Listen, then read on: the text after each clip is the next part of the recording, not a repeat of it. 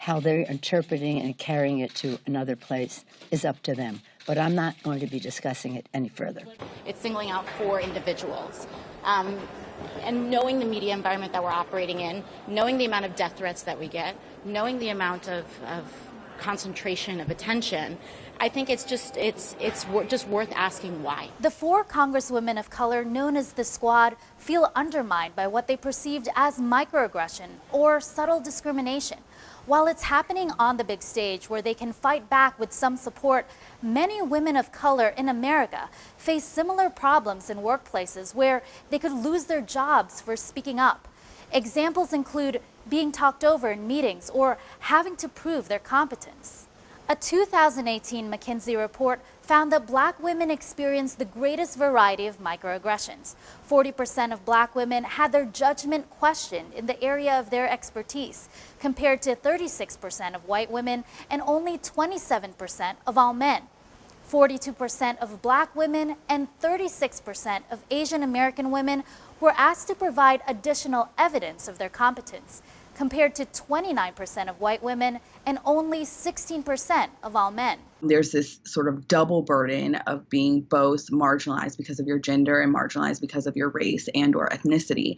What happens is that we find in our research studies, women of color tend to have increased levels of anxiety and depression in the workplace. Dr. Veronica Johnson is a psychologist who conducted research showing that microaggressions in the workplace have a more traumatic impact than overt racism like racial slurs. For women of color, the effects are even deeper compared to men of color and white women. Microaggressions are quite insidious in that sometimes what they do is they communicate to a woman of color, you have been granted entry into a social club, into the workspace specifically, and then they're being subtly communicated to that their voices are not valued as much, their work is going to be scrutinized much more harshly. They're often left with trying to figure out, like, was that race-based or was it not? And so what then occurs is that people who have these experiences over and over in the workplace end up manifesting traumatic stress symptoms. Johnson says the psychological impact at work could look like disengagement from others in the workplace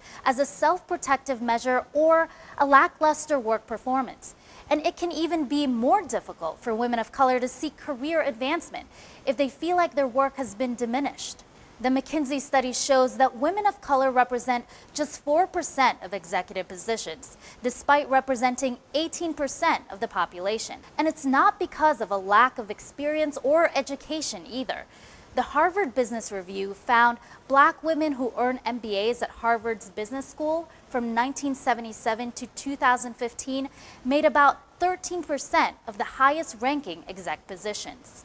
Not only do women of color experience microaggressions more than men and white women, they do so on an uneven playing field.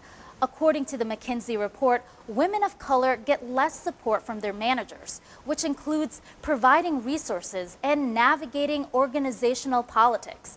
They also get less interactions with senior executives, which could lead to missed opportunities and promotions. Johnson says, for women of color, dealing with microaggressions in the workplace can also be a distraction from doing their jobs. The thing that I think is particularly different about the Congresswomen is that they do have a platform to speak about these things, whereas I think a lot of women of color often have to stay very silent for fear of retribution in the workplace if they speak up about racist or sexist behavior.